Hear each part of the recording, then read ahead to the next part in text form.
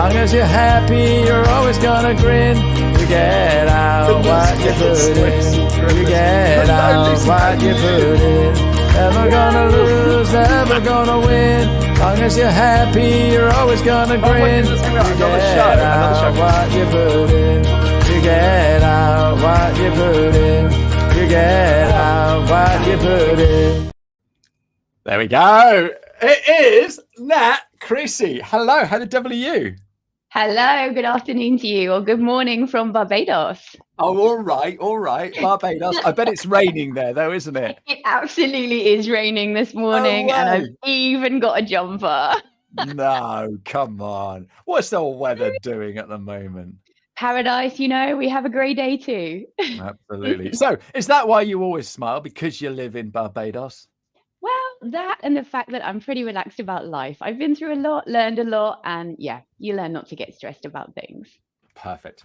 And that's, I think, what we all need to do is sort ourselves out. Nat, introduce yourself. Let us know who you are, what you do, please. Well, my name's Nat, and I'm your Burnout Bestie. Having gone through burnout myself, I spent a lot of time studying the science behind it, understanding the connection through body and mind. I learned yoga. I'd been practicing since I was 17, but I took it to a teaching level. Then I combined that whole thing together, and we have the wonderful program for burnout prevention and recovery. Brilliant. That's what I do. So prevention's the best thing, isn't it? Because then it doesn't happen, and we don't get burnout. And you know, there's a lot of people talking about it at the moment, and I guess because I'm working with you, we need to sort of like sort that elephant in the room. But because lots of people are talking about it, it's sort of like there's various stages of burnout, and someone just like, I just feel a little run down, so I'm burnt out this week. But burnout is like serious stuff, isn't it?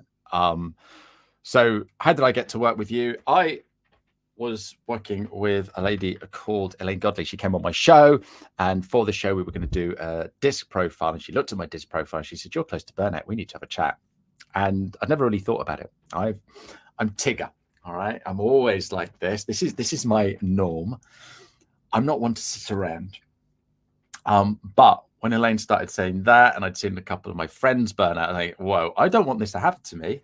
I like what I do. And you sort of like, some people wear it as a badge of honor. You know, I do 8 hours a week. I work every weekend. I get up at 5. And it's not like, this is ridiculous, because we then find out your story. Okay, so before we do that, let's just say hello to Tony. And we've also got Pavel watching as well. And if anyone's got any questions for Nat, then we're happy to go to questions. But Nat, tell us your story, warts and all, please. All right. So like we said, it's super serious. I ignored a lot of the signs. I felt tired all the time, like you were saying. A lot of the stuff I didn't even recognize until later. It's really important. So we're going to talk about that today. But when it finally took me down, it took me down for 18 months, Ashley. 18 months. Hang on. 18 months. So that's 1 year and a half of a year. Yes, absolutely. And when you say take you down, what's the I mean, I wasn't engaging in life properly. I completely isolated. I took to my bed. I was physically, mentally, and emotionally exhausted. There was no doing. It was that bad that I actually moved back into my parents' house with my dog and had them look after me and my dog. Walking my dog was not an option. It was exhausted, absolute exhaustion in ways that I had never contemplated were even possible. Why? Well, just like you said, the badge of honor, working long hours. I loved life. So I ran at it really hard and gave it my all.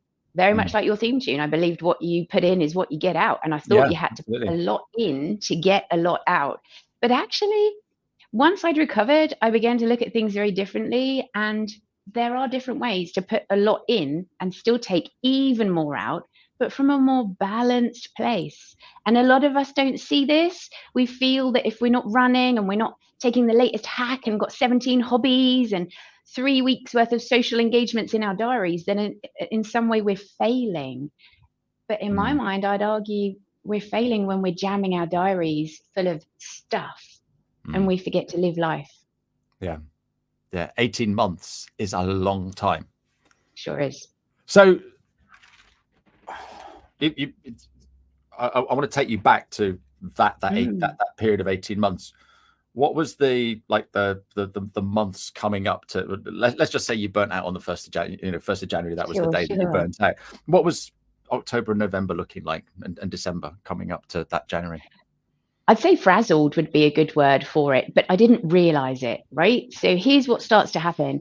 You've got meetings in the diary all day, every day. So you start to not drink drinks because you don't have time to go to the toilet. So you're dehydrated. Your system begins to struggle. Your hang on. So one of the things I do, and I've always done this, is so if you're listening on the podcast, you wouldn't have seen me holding up 2 drinks. I like to drink a lot because that makes me go to the bathroom, and the bathroom's inside the house, so it means I get a few more steps. And we've got an upstairs and a downstairs bathroom. Which bathroom do you think I use? Upstairs, more steps. Absolutely, and elevation. Yeah. But you were in such you were so busy that you were not drinking so that you didn't have to go to the bathroom. Yeah, because it takes a few minutes to navigate from the meeting room to the bathroom and back again for the next meeting or wherever you've got to get to in the building. So for me, it was a hack. Just don't drink and you don't need to worry about it. Lunch went, everything went. Sleep went really quickly. Hang on. So you're not drinking, you're not eating lunch. Sure. When were you getting your nourishment? Not quite sure when that was happening, really. Because I would go out for dinner in the evening with friends and not really eat a lot. This is the trouble. This is what happens when you're moving through burnout. You lose connection with your body, and you forget that your body is a living being. It's not something that you just push around and drive like a car super fast and 2 wheels on the corner, and you just don't respect the motor. You don't respect the engine, and you don't look after it, right? You just drive it until it falls apart. Absolutely. Okay, so you're not sleeping, you're not engaging with friends, but you're frazzled. Yeah. Did anyone turn around and say, "Look, Nat, you're working too hard, you should take a couple of days off"? Behave. My boss was keen for me to keep working. We were going through disintegrations and reintegrations of businesses. There was a lot of pressure. We were looking at redundancies, and when you work in human resources, for me personally, at that point in time, I cared deeply about every single individual. So making a redundancy was an emotionally challenging thing to do, right? You're effectively taking away someone's livelihood. So you're working to get everything as perfect as you can for everybody else. So you could argue that I'm a reformed people pleaser, a reformed overgiver. And we see these traits with people with burnout. There are certain things that drive them to be their best and do their best. And there's this lack of ability almost to understand that you deserve as much as you are giving to others. Okay. So we're working, I'm not saying that you worked in a toxic environment, but we are working in an environment where it's expected to answer your emails in the evening and weekends and put in your 40 plus hours and stuff like that, and so everybody else is doing it, so I ought to do it as well. And especially, like you say, you're a people pleaser. You're in human resources. It's all about looking after people. So as we're going through December, using my analogy of the 1st of January, okay, were you waking up some days and thinking, I don't want to go to work, this is too much? Or did it just hit you like a ton of bricks? And more. It wasn't that I loved my life and I loved my job. Don't get me wrong. It was literally overnight. I just didn't. That's how it happened. Overnight, everything just stopped in that sense. So I got up that day, went to work. One morning you woke up and it was just rubbish. It just slowly eased in. And this is what I mean when it's very hard to kind of pick it up on the way. You've got to be quite astute as it's happening to you. So for me, sleep was a problem. My mind was running really quickly all of the time. I hadn't noticed the physical symptoms that mapped that for me. We'll talk about that shortly. I was lost in thought. So I would go to bed at night, desperate for sleep, feeling tired, but unable to sleep. And before you know it, you drop to sleep just as the alarm is going to go off. And then the alarm goes off, you wake up and you think, oh, I am so tired. Hopefully tonight when I get back into bed, I will feel as tired as this and I can sleep. Drag yourself through that day, get into bed, repeat the pattern. Mm-hmm. And sleep is the secret sauce for life. We all know that. We've, perhaps had an engagement that sees you into a late evening, and the next day you feel not necessarily low, but not your full self, not performing with your usual sparkle. And when you consistently do that with sleep and stress, you're on to a one-way track if you cannot put things in place to help yourself. Wise words indeed. Julian, good afternoon. Good morning, Julian. So thank you for popping in.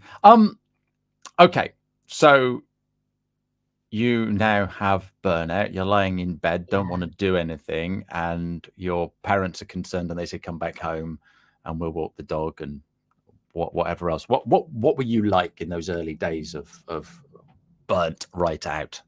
Hugely introverted. I isolated myself quite severely, not interested to talk to anybody because you don't really understand what's happening, and your cognitive functioning slows, becomes foggy. It's hard to communicate what you're feeling because you don't know what you're feeling. It's become a quagmire, really. Did you cry a lot? Oh my goodness, that first day, I left work and I do not recall the journey home. And my friend found me on the lounge floor in a puddle of tears. Yeah, emotions came out. And a lot of it is to do with not actually feeling what we feel as we move through life, just suppressing things, putting them down, moving on. And so really we need to learn how to understand ourselves. That's the secret. How to work with ourselves, just as you would look after your children. I know you've had children, you've raised them, you know what's involved with that. But take a moment to reflect on that and ask yourself, have I ever cared for myself to the level that I've cared for my children? Yeah, we don't, do we? No. We don't. We care for our pot plants more than we care for ourselves. Absolutely. Well, I don't have any pot plants, so no, that's fine. I do. The dog and the cat and what have you. Yeah. Okay, so you're in burnout, and each day gets better. Each day you get a little bit more clarity.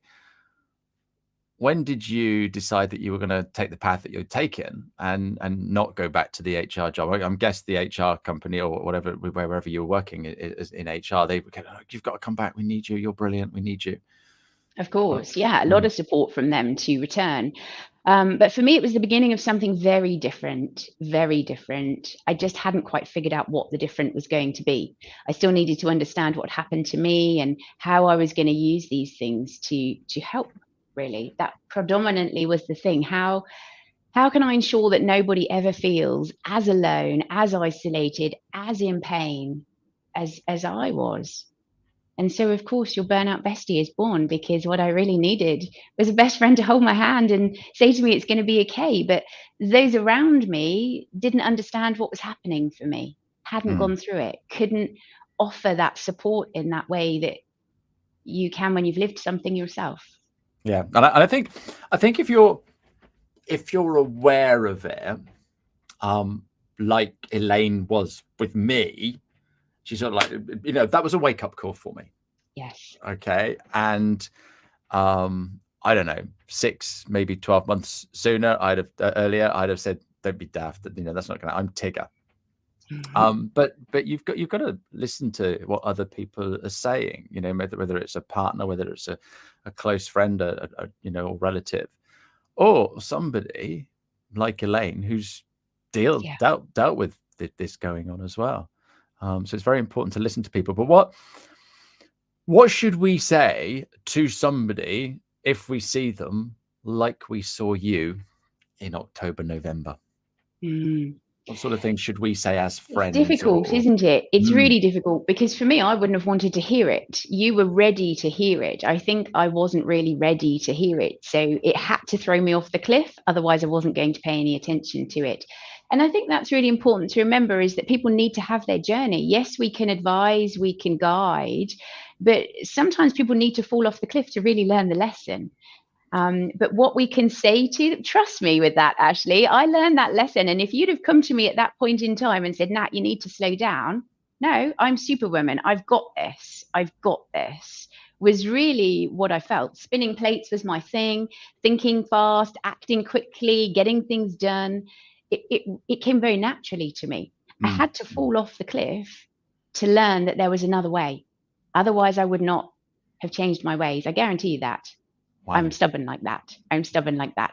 But what would I Okay. say if I found me today in that position? Gosh, I would sit down for a good half an hour and just ask, what's happening inside? How do you feel? And talk about how we can slow things down, do a pause break. Fundamentally, do a pause break, slow down the circuit, and allow that person to feel the possibility. Okay. So my post this morning was all about driving a car and finding a mechanic. So you're my mechanic.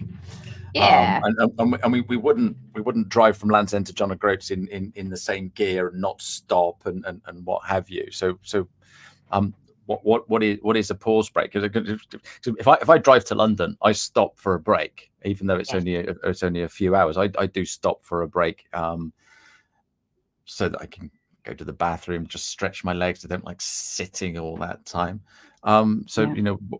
What is a pause break, and how can we bring that into what we do on a daily basis? Because come on, we're all busy. Okay, I'm going to talk about what a pause break is, and then I'm going to get you to talk about it, because I know that we've been working on it together. So a pause break is a bite-sized pause break, is a 10-minute break that you can take on your own. It can be shorter, but it's just an opportunity to check in with yourself, very much like you would with your best friend or your children. So you sit for a moment, you notice how your body feels. Are your shoulders up? Is your jaw tight? Can you let go a little? You notice the breath, you notice the rhythm of the mind and the vibration of the energy within the body. All sounds a little bit hooky kooky, but trust me, it's very quick to pick up on. And as I'm sure you found, it certainly helped for me. I started to see levels. Some days things were quick, some days things were slow. And you can start to see what's happening in your external world and how that's influencing you. I'm quick today and I have dealt with X, Y, and Z. These have jacked me up a little bit. How can I bring myself back down? And so we begin to drive the car correctly. We begin to use the gears to respond to life, as opposed to just running at life in fifth gear, regardless of what's happening around us, and looking for another gear to drop into that we don't have. Perfect. And you wanted me to talk about my pause breaks? Yes, then? I'd love you to talk about it, because for you, certainly, when I asked you to find time, your reaction was typical. What? I don't have that kind of time now. I can't do that. So how have we gone? Right. So look, the thing is, right, I teach LinkedIn 50 minutes a day, and everyone can find 50 minutes. So if I preach that, I have to be able to find my own time. And so it's that easy, because I use Google Calendar, and there are other calendars available. And I just put in there now, I think it's about 10:30, 11 o'clock, time for calm. There we go. And I've booked a recurring meeting. Okay.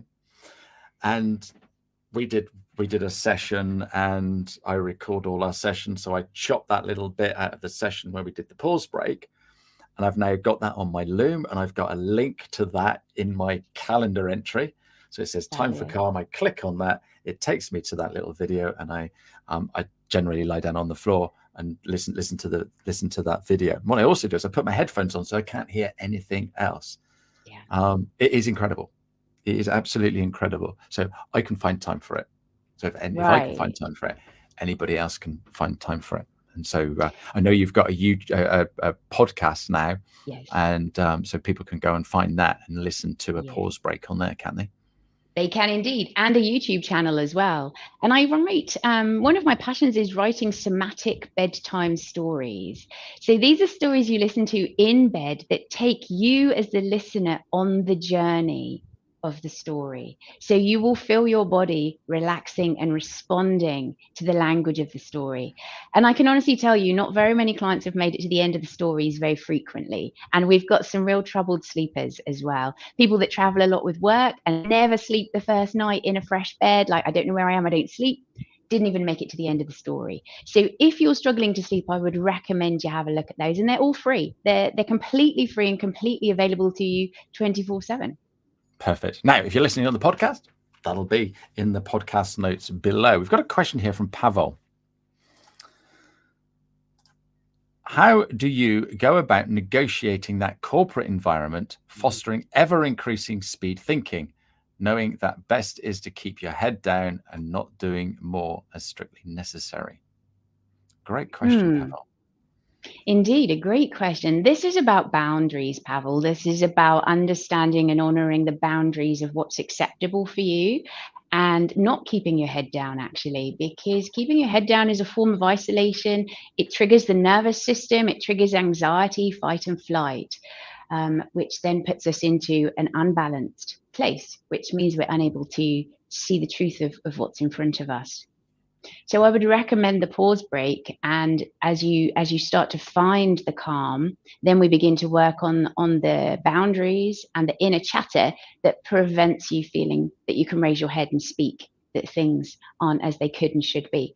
Every employer has a duty of care under health and safety to look after their employees, and it's huge.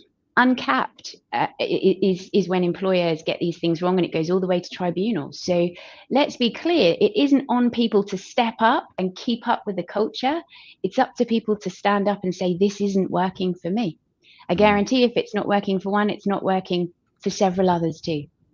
Yeah. But the thing is, this is the kind of thing that makes you feel alone, as if you aren't coping, you are failing.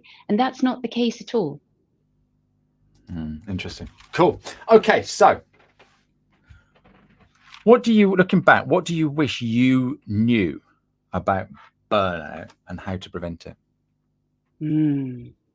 I wish I knew that my body, this is going to sound really silly, but I wish I knew that my body was a living organism and needed a little bit more than the sleep that I was trading I would take at the weekend. And then, of course, never did.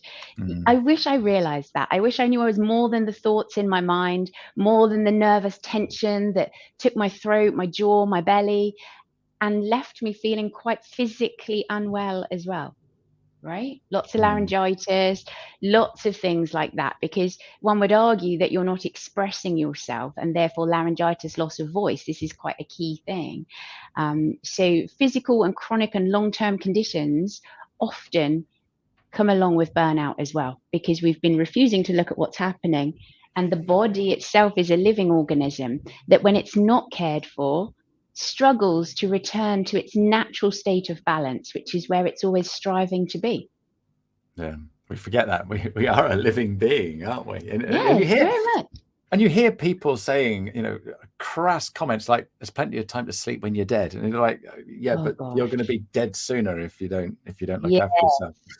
Health is wealth, and when we lose the health, it's really challenging to get it back. Really challenging. You don't go and pay someone and it comes back. It doesn't work like that. There was a quote that somebody put on my post today, along the lines of, I think it was the Dalai Lama. We trade our health for money, and when we've made our money, we trade our money to make ourselves better again. You're like, isn't it true?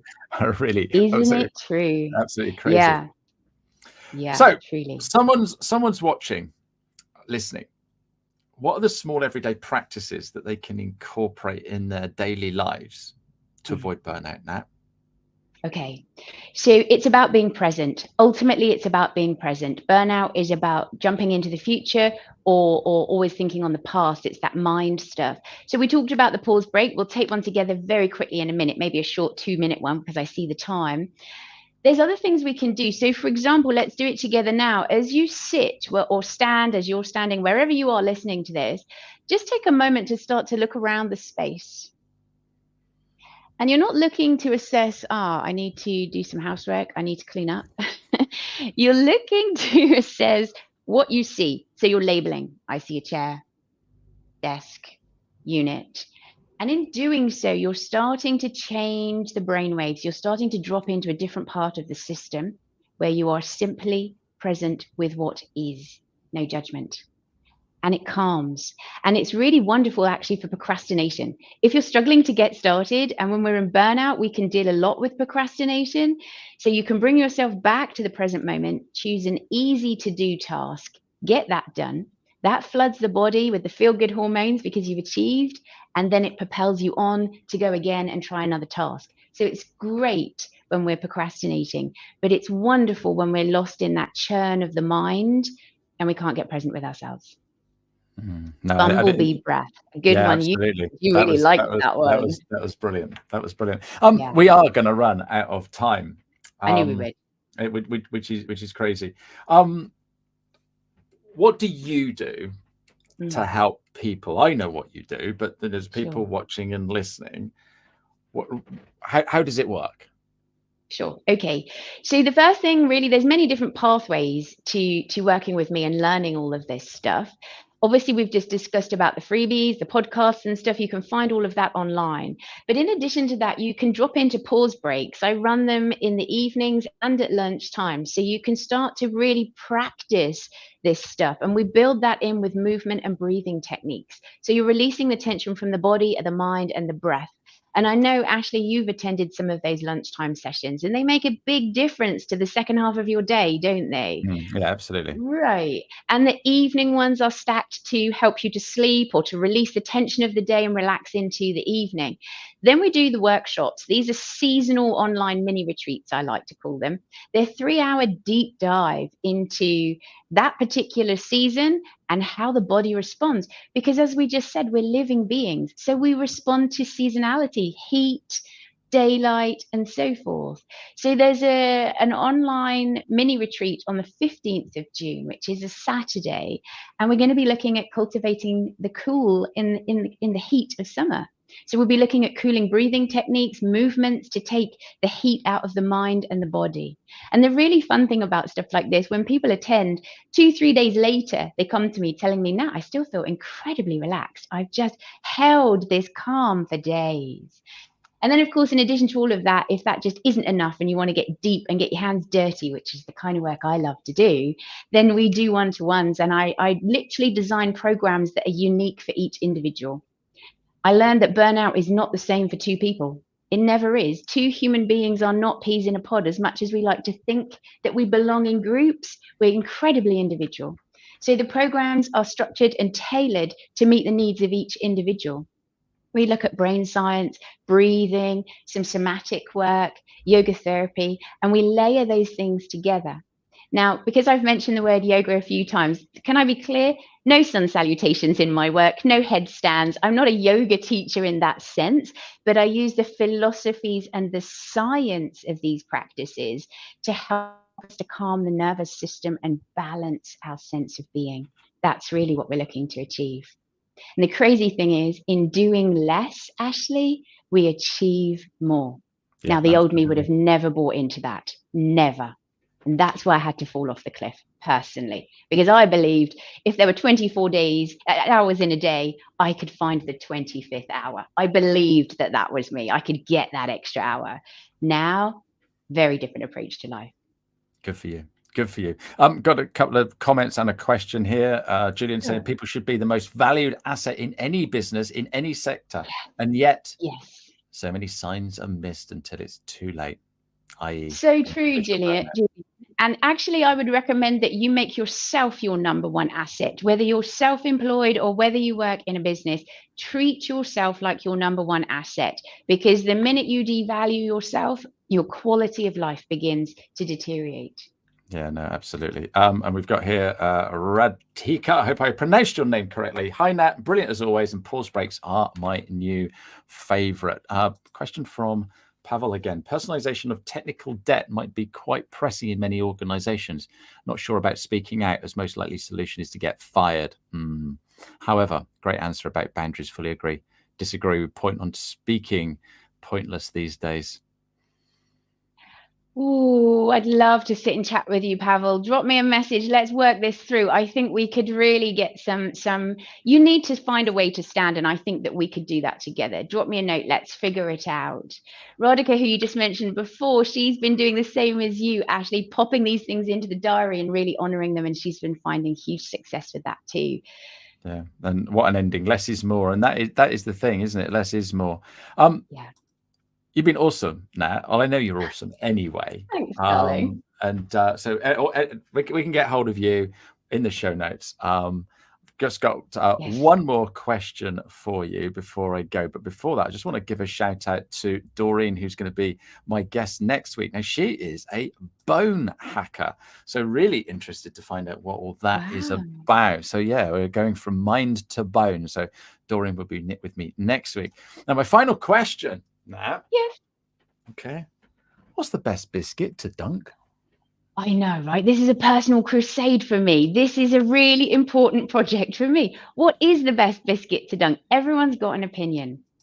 For me, I very much enjoy a rich tea, but you cannot take a rich tea finger because when you dunk them into the tea, they fall apart. But a rounded rich tea biscuit, a little bit more solid, stable, holds. And for you, sir, your favorite? Well, so yeah, it is a rich tea because they just suck all the I'm just thinking here whether I should say it or not. Have you ever had a Twix? Okay. Bit one end off, dunk the other end in and bit the other end off, and then use it like a straw. And straw. That is sublime because you get the nice soggy level. It is next level. You get a nice soggy biscuit and all the caramel and the chocolate starts to melt. It's messy. You don't do it in public, but that is next level. That is next level. Now that's just blown my whole project into new stratospheres, Ashley. Thank you. You'll be going out and finding the Twix. No, tell me, in Barbados, is your chocolate slightly different to what we have in the UK because of they bring it in from America and everything tastes a little bit different. Yeah. And we can't get Marmite, which is one of my favorite things. So whenever people visit, I always ask, bring Marmite. Bring some Marmite. Perfect. Marmite and rich tea. Nat, thank you so much for jumping on this show today. Some lovely, lovely comments coming through. Everyone's saying how wonderful it was. I think you're going to have to come back, you know. I don't mind. I'm ready. No. Excellent. Lovely to see you. Thank you, everybody, for your lovely comments. And we will see you next week. Cheerio. Have a great day. Bye-bye. Oh, hang on. I haven't put the music on. We've got to end with a bit of music, surely. Oh, yeah. You get out what you put in. Never gonna lose, never